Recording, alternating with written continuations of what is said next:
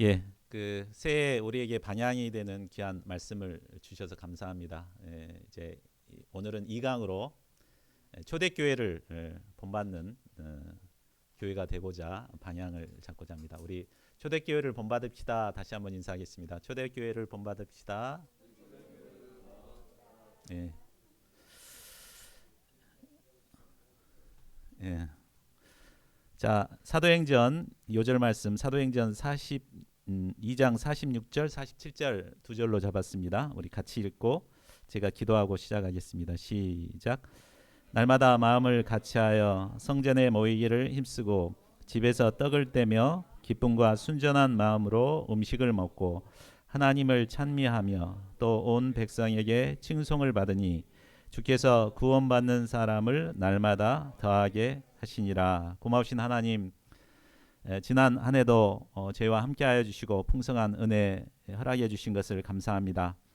새해를 시작할 때 이제 저희가 어떻게 시작해야 할지 알 수 없었지만 하나님의 말씀을 저희 가운데 주시고 저희가 어떻게 새해를 출발해야 할 것인가 참 방향 잡게 하신 것을 감사합니다. 오늘 말씀을 통해서 초대교회의 아름다운 성도들의 모습을 저희가 깊이 배우고 본받기를 원합니다. 이 시간 이 말씀이 저희들 가운데 방향이 되고 또 한 해를 출발하는 저희들에게 참 이 말씀을 축복하여 주셔서 영향력 있는 교회로 참 성장해 나갈 수 있도록 축복해 주시기를 기도합니다. 이 시간 성령께서 한 말씀 한 말씀에 풍성한 은혜 허락하여 주시옵소서. 감사하고 주 예수 그리스도의 이름으로 기도하였습니다. 아멘. 예, 2023년 새해가 시작되었습니다. 서울대 소비 트렌드 분석센터에서는 새해가 되기 전에 다음해 소비 트렌드를 분석해서 10가지 키워드를 제시합니다. 트렌드 코리아 2023에서는 올해 첫 번째 트렌드 키워드로 평균 실종을 제시했습니다. 자, 평균이 뭐죠? 평균은 모든 것의 대표값이기도 하고 기준이 되는 것입니다. 사람들은 평균에서 멀어지는 것을 두려워하고 평균에 가깝게 사는 것을 안정하게 생각합니다. 그래서 우리나라 속담에도 중간, 모르면 중간만 가면 된다, 이렇게 하는 말이 있습니다. 자, 그런데 올해 가장 큰 특징이 바로 이 평균이 실종된다는 것입니다. 자, 평균의 의미가 상실되는 데는 세 가지 이유가 있습니다. 첫째는 양극화입니다. 서로 극단적으로 갈라져 있기 때문에 이 평균이 아무런 의미가 없습니다. 또 둘째로 N극화입니다. 사람들마다 자신이 원하던 니즈가 각각 다르기 때문에 이때도 평균이 아무런 의미가 없어집니다. 마지막으로 한쪽으로 쏠리는 현상을 단극화라고 하는데 이것 때문에 평균이 아무런 의미가 없게 됩니다. 예를 들어 이제 플랫폼 시대에 많은 플랫폼 기업들이 이렇게 생겨나지만 오로지 한두 업체만이 압도적으로 성공을 하고 나머지는 실패를 하게 되는 것입니다. 자, 이 세 가지가 오늘날 우리 시대를 그대로 대변해 주는 것 같습니다. 우리가 살아야 할 새해는 극단적인 양극화 시대입니다. 또한 각자 자기 소견에 오른 대로 살아가는 시대입니다. 소수만이 성공을 하고 대부분은 실패자의 삶을 살아가고 있습니다. 자, 이런 평균 실종의 시대에 우리 교회는 무엇을 지향하며 어떻게 살아야 할까요? 오늘 우리는 어두운 시대에서도 온 백성에게 칭송을 받은 초대교회를 배우게 됩니다. 초대교회 성도들은 어둡고 절망적인 시대에 아름다운 공동체를 이루므로 선한 영향력을 끼치고 하나님께 영광을 돌렸습니다. 오늘 말씀을 통해 우리 교회가 어떤 교회를 이루어야 할 것인가를 배울 수 있기를 바랍니다. 그리하여 평균 실종의 시대에 하나님께서 기뻐하시는 공동체를 이루어갈 수 있기를 기도합니다. 제1장 말씀을 받아 교제하며 기도한 초대교회 42, 43절입니다. 오순절 성령 강림 후에 사도들의 복음 전파를 통해 초대교회가 탄생되었습니다. 사도 베드로는 오순절에 모인 사람들에게 도전해서 하루에 3,000명이나 회개하는 역사가 일어났습니다. 비로소 이제 초대교회가 탄생한 것입니다. 42절은 이 초대교회 교인들의 삶이 어떠했는가를 한 문장으로 말해주고 있습니다. 우리 함께 읽어볼까요? 시작. 그들이 사도의 가르침을 받아 서로 교제하고 떡을 떼며 오로지 기도하기를 힘쓰니라. 여기서 그들이란 사도들의 증거를 통해 복음을 영접하고 예루살렘에 남아 교회를 이룬 자들을 말합니다. 자, 그들 중에는 예루살렘에 거주하는 사람도 있었을 것입니다. 근데 대부분 먼 곳에서 온 사람들도 있고 심지어 오늘처럼 먼 외국에서 오신 분들도 있었습니다. 각각 나이나 성별, 직업과 신분이 달랐습니다. 살아온 환경도 다르고 성격이나 가치관이나 문화가 다른 사람들이 모이게 되었습니다. 자, 이처럼 교회는 예수님의 십자가의 복음을 영접한 다양한 사람들이 모인 곳입니다. 우리 옆으로 한번 보십시오. 다양한 사람들이 다 모여 있잖아요. 자, 그러면 이처럼 다양한 사람들이 모여 교회를 이룬 후에 우리가 해야 할 일이 무엇일까요? 우리는 예루살렘 초대교회 성도들의 모습을 통해 오늘날 신자들이 교회에서 추구해야 될 중요한 세 가지를 배울 수 있습니다. 첫째로 그들은 사도의 가르침을 받기에 힘썼습니다. 초대교회 성도들이 다양한 사람들로 구성되었기 때문에 다양한 목소리를 내기 쉬웠습니다. 그러나 그들은 자신들의 목소리를 내지 않고 사도들의 가르침에 집중했습니다. 자, 사도들의 가르침은 구약의 말씀이나 또 예수님의 가르침이었습니다. 그래서 사도들은 예수님의 가르침을 이해하기 쉽게 풀어서 성도들에게 가르쳤습니다. 그러면 그들은 그 가르침을 스펀지가 물을 빨아들이듯이 영접했습니다. 여기서 받았다는 말은 듣고 이해할 정도가 아니라 자신의 것으로 영접하고 수용했음을 말해줍니다. 자, 듣고 이해하는 것에 그치지 않고 자신의 것으로 받아들인다는 것은 쉽게 이루어지지 않습니다. 왜 그렇습니까? 우리에겐 다 고정관념이 있고 자기 나름대로의 가치관이 있기 때문입니다. 이런 자기 생각을 갖고 있으면 이 사도의 가르침을 내 것으로 받아들일 수가 없습니다.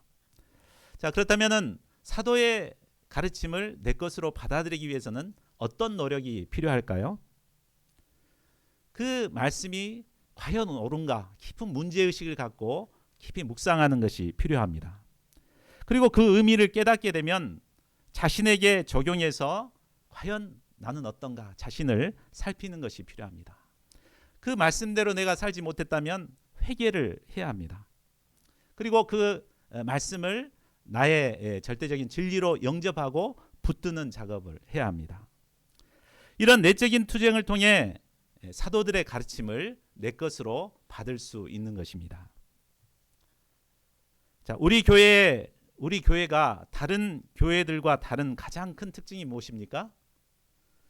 각자가 하나님의 말씀을 받을 수 있도록 우리가 반복해서 교육하고 훈련하는 데 있습니다. 그렇죠? 교회에서는 그냥 주일날 딱 듣고 가면 다 잊어불죠. 주일날 뭔 소리 들었지 이렇게 하는데 우리는 그렇지 않잖아요. 메시지 듣기 전에 일부러 이 기초 공부를 이렇게 합니다. 그러고 나서 주일 메시지를 이렇게 듣죠. 또 그것을 소감을 통해서 자기에게 이렇게 적용합니다. 회개하고 결단하고 그리고 또 같이 소감 쉐어링을 하면서 나누면서 좀 도전도 받고 은혜도 받고 이렇게 합니다. 이런 훈련을 통해서 말씀을 받고자 이렇게 투쟁을 하는 것입니다. 이렇게 투쟁할 때 우리가 영적으로 성장할 수가 있습니다. 아무리 교회 생활을 오래 다녀도 이런 훈련과 투쟁이 없는 사람은 성장할 수 없습니다. 머리만 커져서 아는 것은 많은데 전혀 변화되지 않습니다. 마치 바리새인들처럼 아는 것이 많으니까 막 판단은 하죠. 그래서 복음의 걸림돌이 될 수밖에 없습니다. 자, 그러므로 우리가 하나님께서 기뻐하시는 교회를 이루기 위해서는 하나님의 말씀, 사도의 가르침을 받기 위해서 투쟁하고 노력하는 것이 필요합니다. 말씀을 듣고 이해하는 것으로 그치지 말고 말씀이 내 심령에 깊이 영접할 수 있도록 투쟁하는 자들이 되어야겠습니다. 새해에는 하나님의 말씀을 받기에 더욱 힘쓰는 저희 모두가 되기를 기도합니다. 둘째로 그들은 서로 교제하기를 힘썼습니다. 사도의 가르침을 받은 후 그들은 서로 교제했습니다. 교제하는데 떡을 떼면서 교제했습니다. 여기서 떡을 뗀다는 것은 성만찬을 의미합니다. 즉 세속적인 교제가 아니라 예수 그리스도의 십자가의 사랑의 기초에서 교제를 한 것입니다. 교제는 헬라어로 코이노니아입니다. 즉 교회는 그리스도의 사랑에 기초하여 성도들 간의 거룩한 교제가 이루어지는 곳입니다. 교회는 다양한 사람들이 모여 있지만 그리스도의 사랑에 기초하여 마음을 열고 뜨겁게 사랑하고 섬기는 교제가 있는 곳입니다. 자, 그렇다면 우리가 교제를 해야 되는데 교제가 이루어지기 위해서 필요한 것이 무엇일까요? 우리는 이 본문 말씀에서 서로 교제했다는 것에 집중해야 합니다. 우리 속담에 손뼉도 마주쳐야 소리가 납니다. 그러니까 진정한 코이노니아가 이루어지기 위해서는 서로 교제해야 합니다. 우리는 내가 먼저 이렇게 교제하려고 나서지 않고 다른 사람이 이렇게 와주기를 기대합니다. 그러나 그래서는 안 되고 내가 먼저 이렇게 교제하기 위해서 나가야 됩니다.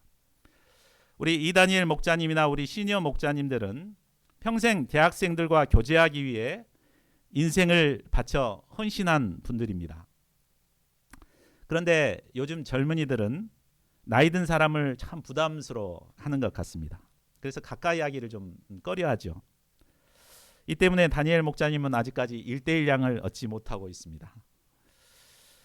우리 교회가 하나님께서 기뻐하시는 코이노니아를 이루기 위해서는 우리 젊은 청년들이 먼저 마음의 벽을 허물고 다가갈 수 있어야 되겠습니다. 그래야 할 때 하나님께서 이런 자에게 풍성한 은혜를 베풀어 주십니다. 우리 김태현 목자님은 처음 우리 교회에 나와서 나이든 목자님들과 교제하는 것이 약간 어색했다고 했습니다. 그러나 어른들에게 배울 것이 많을 거라는 생각 때문에 먼저 교제하기를 힘썼습니다. 그래서 저에게 와서 수요일 그룹 공부에 참여해도 돼요? 물어봤습니다. 그래서 얼마든지 참여해라 이렇게 했습니다. 그래서 또 이제 그러고 나니까 금요일 소감 모임에도 참여해도 되냐고. 그러라고. 그러니까 이제 소감을 써가지고 와서 같이 나누고 교제를 했습니다. 이런 먼저 자신이 나서서 이렇게 교제하게 되니까 어땠습니까? 1년 만에 목자로 이렇게 성장할 수 있었던 것입니다. 우리 젊은 학생과 청년들이 새해에는 먼저 시니어 목자님들에게 다가와서 교제할 수 있기를 바랍니다. 문제가 있으면 물론 친구들과 이렇게 나누는 것도 좋지만 신앙의 선배에게 가서 고민도 얘기하고 또 이렇게 기도 지원도 받고 이렇게 하면 얼마나 참 아름답겠습니까? 우리가 이런 아름다운 교회를 만들어갈 수 있기를 바랍니다. 자, 셋째로 그들은 오로지 기도하기를 힘썼습니다. 자, 사람이 마음에 맞는 사람과 이렇게 친해지게 되면 함께 하고 싶은 것들이 많아집니다. 함께 영화도 보고 싶고 스키장에도 놀러 가고 싶어집니다. 물론 더 깊은 사귐을 갖기 위해서 이런 모임을 갖는 것은 중요합니다. 그러나 그것으로 끝나서는 안 됩니다. 성도들이 교제하면서 무엇보다 힘써야 할 것은 바로 기도하는 것입니다. 기도를 통해 우리는 하나님과 깊은 사귐을 갖게 됩니다. 또한 기도를 통해 우리는 하나님의 능력을 덧입게 됩니다. 하나님은 기도하는 자와 또 기도하는 모임에 능력을 나타내시고 귀하게 사용하십니다. 지난해 하나님께서는 저희의 기도를 들으시고 풍성한 은혜를 베풀어 주셨습니다. 올 한 해도 저희가 기도에 더욱 힘써야 되겠습니다. 힘들고 어려운 동역자들을 위해서 기도하고 하나님의 역사를 위해서 기도해야겠습니다. 이처럼 기도하기에 힘쓸 때 하나님께서 올 한 해도 우리 교회에 놀라운 역사를 이루어 가실 것입니다. 자, 이상을 통해 우리는 초대교회의 아름다운 모습을 배울 수 있었습니다. 저희가 이 초대교회를 본받아 하나님께서 기뻐하시는 공동체를 이루어 갈 수 있기를 기도합니다. 자, 그러면 우리가 하나님이 기뻐하시는 교회를 이루게 될 때 어떤 일들이 일어나게 될까요? 자, 43절을 보십시오. 날마다 두려워하는데 사도들로 말미암아 기사와 표적이 많이 나타나니. 자, 아름다운 교회 공동체가 이루어지자 성령께서 놀라운 역사를 이루셨습니다. 사도들을 통해 놀라운 기적과 표적들이 많이 나타나게 하셨습니다. 이로 말미암아 믿지 않은 자들은 하나님을 두려워하며 하나님께 대한 경외심을 갖게 되었습니다. 지난 한 해를 돌아보면 하나님께서는 우리에게 놀라운 기사와 표적을 이루어 주셨습니다. 코로나19의 어려운 상황에서도 우리가 성장하는 역사가 이루어졌습니다. 비어있던 장막 때문에 마음고생을 참 많이 했습니다. 근데 작년에 하나님께서 기적적으로 가득 형제 자매 장막을 채워주셨습니다. 또 조그마한 개척 교회임에도 찬양팀 헤븐스 밴드를 이루어 주셔서 매주 은혜스러운 찬양을 부르고 듣게 하셨습니다. 무엇보다 김태희 목자와 김태은 목자 두 명의 제자들을 세워주셨습니다. 김태희 목자는 수많은 경쟁률을 뚫고 7급 공무원 시험에 당당히 합격했습니다. 이처럼 하나님께서는 우리가 기뻐하시는 교회를 이루어갈 때 놀라운 기사와 표적을 이루어 주십니다. 새해에도 하나님께서 기뻐하시는 교회를 이루므로 계속해서 저희 가운데 기사와 표적들이 나타날 수 있기를 기도합니다. 제2장 소유를 팔아 나누는 초대교회 44절과 45절입니다. 앞서 우리는 하나님께서 기뻐하시는 교회를 이룰 때 놀라운 기사와 표적들이 나타나게 됨을 배웠습니다. 기사와 표적은 외적인 역사라고 할 수 있습니다. 그런데 그것이 다가 아닙니다. 성도들의 내면에도 놀라운 변화의 역사가 일어났습니다. 자, 다 같이 44절 45절을 같이 읽어보겠습니다. 시작. 믿는 사람이 다 함께 있어 모든 물건을 서로 통용하고 또 재산과 소유를 팔아 각 사람의 필요를 따라 나눠주며. 이 말씀은 예루살렘 교회 성도들의 변화된 모습을 보여줍니다. 자, 사람들은 누구나 자기 것에 대한 애착이 있습니다. 또 이기적이고 자기중심적이어서 자기 것을 희생해서 선뜻 남에게 주지 못합니다. 그러나 초대교회 성도들은 자신의 귀한 것을 기꺼이 팔아서 필요한 사람들에게 나누어 주었습니다. 감리교 창시자인 요한 웨슬레는 돈지갑이 회개야 진정한 회개다라는 유명한 말을 했습니다. 자, 아무리 예수님을 영접하고 회개했다 하더라도 실제 삶에서 자기 것을 꾸리고 나누지 않는다면 그 사람은 진정한 회개를 했다고 볼 수 없습니다. 진정한 회개가 안 됐다는 말은 뭔 말이에요? 구원받지 못했다는 말입니다. 반면 아무리 이기적인 삶을 살았던 자라 하더라도 진실되게 회개하고 예수님을 영접하게 되면 초대교회 성도들처럼 자기 것을 아낌없이 나누는 삶을 살게 됩니다. 자, 그러면 근본적으로 본성이 이기적이고 희생하기 싫어하는 우리 인간이 어떻게 이런 변화를 경험할 수 있을까요? 초대교회 성도들은 뭐 우리하고 달랐기 때문에 그랬겠습니까? 똑같죠. 우리가 똑같은 사람들인데 어떻게 그런 삶을 살 수 있었을까요? 그것은 그들이 예수님께로부터 받은 크신 구원의 은혜를 깊이 영접하고 누렸기 때문에 가능한 것입니다. 우리가 예수님께 받은 은혜가 얼마나 크고 귀합니까? 우리가 이것을 참 수치로 환산한다는 것은 불가능합니다.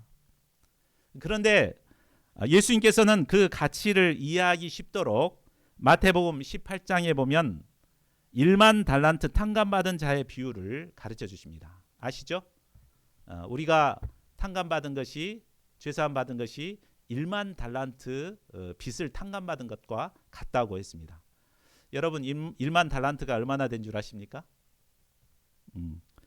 자, 한 달란트는 대개 이제 약 황금 33kg 정도 됩니다. 이것은 바로 이렇게 돈으로 따지면 약 5억 정도 되는 돈이에요. 한 달란트가 5억인데 1만 달란트면 5억이 1만 개 있어야 되는 거죠. 얼마죠? 5조 원이 되는 것입니다. 죄를 범한 인간은 마치 이 5조의 빚을 진 자와 같이 무거운 짐을 지고 살아가고 있습니다. 이는 우리의 힘으로 도저히 갚을 수 없는 불가능한 것이었습니다. 그런데 예수님은 십자가의 희생으로 단번에 우리의 모든 빚을 탕감해 주셨습니다. 정말 이 은혜를 깨달은 자라면 뭐 10,000원, 20,000원 이것이 아까워하고 막 이렇게 자기 것을 꾸리겠습니까? 이기적인 삶을 살아갈 수가 없습니다. 자신의 것을 아낌없이 팔아서 기쁨으로 나누고 베푸는 삶을 살아가게 됩니다. 자, 이 구원의 은혜는 초대교회 교인들만 받은 것이 아닙니다. 바로 우리도 똑같이 받은 은혜입니다. 우리는 모두 십자가의 구원의 은혜로 5조 원이나 되는 엄청난 빚을 단번에 탕감받았습니다. 이 은혜를 깨달은 자들은 자신의 소유뿐만 아니라 자신의 전 인생을 바쳐서 주와 복음을 위해 나누고 헌신하는 삶을 살아갑니다. 저희 모두가 예수님께 받은 그 은혜의 기초에서 기쁨으로 자신의 소유를 팔아 나누는 자들이 될 수 있기를 기도합니다. 제3장 마음을 같이하여 모이기를 힘쓴 초대교회 46절 47절입니다. 지금까지 우리는 초대교회 성도들의 교회 안에서의 삶을 배웠습니다. 이제 저자는 초대교회 성도들의 일상적인 삶을 기록하고 있습니다.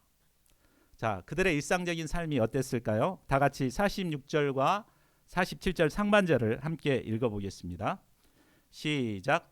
날마다 마음을 같이하여 성전에 모이기를 힘쓰고 집에서 떡을 떼며 기쁨과 순전한 마음으로 음식을 먹고 하나님을 찬미하며. 자, 이 말씀은 초대교회 성도들의 일상에서의 삶을 세 가지로 말해주고 있습니다. 첫째로 그들은 날마다 마음을 같이 했습니다. 자, 앞에서 말했듯이 교회는 다양한 사람들이 모여 있는 곳입니다. 다양한 사람이 모였다는 것은 각각의 생각과 마음들이 다양하게 존재한다는 말입니다. 우리 평생 같이 살아가는 부부간에도 마음을 합하기가 쉽지 않습니다. 저희는 가끔 이제 외식 때문에 자주 이렇게 의견 차이를 보이는데, 저는 그 맛있고 푸짐한 되면 뭐든지 다 좋습니다. 근데 우리 동역자는 아무리 맛있어도 깨끗해야만 되는 것이 있습니다. 그래서 항상 그 메뉴를 정할 때 서로 여기 가자 저기 가자 하다가 결국 결정을 못하고 집에 가서 이렇게 밥을 먹습니다. 어제도 그랬습니다. 자, 이처럼 함께하는 부부도 마음을 같이 한다는 것이 쉬운 일이 아닙니다. 그런데 다양한 마음들이 존재하는 교회에서 어떻게 마음을 같이 할 수 있었을까요? 그것은 모두가 그리스도의 마음을 품었을 때 가능한 것입니다. 우리 빌립보서 2장 5절에서 8절을 우리 같이 한번 읽어볼까요? 자, 시작. 너희 안에 이 마음을 품으라. 곧 그리스도 예수의 마음이니 그는 근본 하나님의 본체시나 하나님과 동등됨을 취할 것으로 여기지 아니하시고 오히려 자기를 비워 종의 형체를 가지사 사람들과 같이 되셨고 사람의 모양으로 나타나사 자기를 낮추시고 죽기까지 복종하셨으니 곧 십자가에 죽으심이라. 예수님은 하나님의 본체가 되시지만 자기를 비워 종의 형체를 입으셨습니다. 아무런 죄가 없으시지만 예수님은 자신을 낮추시고 십자가에 달려 죽기까지 하나님께 복종하셨습니다. 우리가 이 예수님의 마음을 깊이 영접하고 품게 될 때 우리는 어떤 품기 어려운 사람도 마음으로 품고 또 마음을 같이 할 수가 있습니다. 새해 저희 모두가 그리스도의 마음을 품고 합심의 역사를 이룰 수 있기를 기도합니다. 둘째로 그들은 날마다 성전에 모이기에 힘썼습니다. 당시 일반 서민들은 하루 벌어서 하루를 살아야 했습니다. 그런데 매일 교회에 모이려면 경제적으로 어려움을 당하게 되겠죠. 또 직장에서 여러 가지 불이익을 받아야 합니다. 교회 모임에 참석하기 위해 직장 모임에 빠지게 되면 아마 직장 상사는 따가운 눈총으로 째려봤을 것입니다. 또 다른 동료들로부터 왕따를 당했을 것입니다. 자, 이런 고난을 감수하면서도 그들은 날마다 성전에 모이기를 힘썼습니다. 자, 그렇다면은 왜 이런 불이익과 어려움과 고난이 있는데 그들은 모이기를 힘썼을까요? 그것은 성도가 모일 때 힘을 얻고 위로를 얻고 또 시너지 효과를 얻기 때문입니다. 지난주 최안드레 목자가 쓴 요절 소감을 들으며 큰 은혜를 받았습니다. 안드레 목자님은 과거 동역자가 없을 때 너무나 힘든 신앙생활을 했다고 했습니다. 그런데 또래인 김태희 목자와 여러 동역자들이 와서 함께 교제하게 되었을 때 큰 위로를 얻고 힘을 얻게 되었습니다. 특히 김태훈 목자님의 투쟁하는 모습을 가까이 지켜보면서 큰 도전을 받고 자신도 어려운 상황에서 믿음으로 도전하고자 방향을 잡게 됐습니다. 그러니까 함께 모일 때 이런 시너지 효과들이 생겨나는 것입니다. 김태희 목자님도 지난해 외지 학사 생활을 하면서 외롭게 지냈을 때 너무 힘들었다고 하소연을 했습니다. 그러나 이제 이렇게 대면으로 함께 모여서 예배도 할 수 있고 교제할 수 있어서 너무나 좋아했습니다. 자, 이런 이점이 있기 때문에 참 어려움이 있고 불이익이 있다 하더라도 어찌하든지 모이려고 힘썼던 것입니다. 하나님께서 지난 한 해 많은 동역자들을 보내주셔서 아름다운 공동체를 이루게 하셨습니다. 우리 형제님들뿐만 아니라 새 자매님들도 정말 아름다운 공동체를 이루고 있습니다. 어쩌다 한 사람이 아프면 두 사람이 참 먹을 것을 막 챙겨서 이렇게 가는 거 보면 참 얼마나 아름다운지 모르겠습니다. 저희 모두가 올 한 해 모이기에 힘쓰므로 계속해서 이런 아름다운 공동체를 이루어갈 수 있기를 기도합니다. 셋째로 그들은 가정을 오픈하여 교제하기에 힘썼습니다. 초대교회 성도들은 성전에서만 모인 것이 아니었습니다. 집에서 모여 기쁨과 순전한 마음으로 음식을 먹었습니다. 그리고 그곳에서 하나님을 찬미하며 예배했습니다. 한마디로 아름다운 가정교회를 이루었습니다. 이 가정교회를 통해 성도들은 더욱 친밀한 교제를 나누고 사랑의 공동체를 이루어갔습니다. 90년대 초 저희 가정이 개척 역사를 섬길 때 주로 이제 가정의 양들을 초청해서 먹였습니다. 이 때문에 에스더 목자님은 짧은 시간에 후닥닥닥 음식을 만들어내는데 아주 일가견이 있습니다. 양들은 별로 맛은 없었어도 준비한 음식을 맛있게 먹어주었고 이를 통해 양들과 깊은 관계성을 맺고 이렇게 성장 부흥하는 역사들을 이루었습니다. 그러나 요즘은 가정의 사생활을 중시하는 풍조 때문에 좀처럼 가정을 오픈하는 것을 보기가 어려운 것 같습니다. 그래서 양들을 섬기더라도 식당에서 이제 섬기고 그런 분들이 많습니다. 근데 이런 시대에도 가정을 오픈해서 섬길 때 많은 양들을 얻는 역사들이 있습니다. 광주 삼부의 이영민 목자님은 그 의사입니다. 의사라 아침 일찍 나가서 저녁 늦게까지 근무를 하는데 주말 되면은 항상 이제 양들을 가정으로 초청해 가지고 함께 먹이고 이렇게 섬깁니다. 그것 때문에 그 교회가 배로 성장할 수 있었습니다.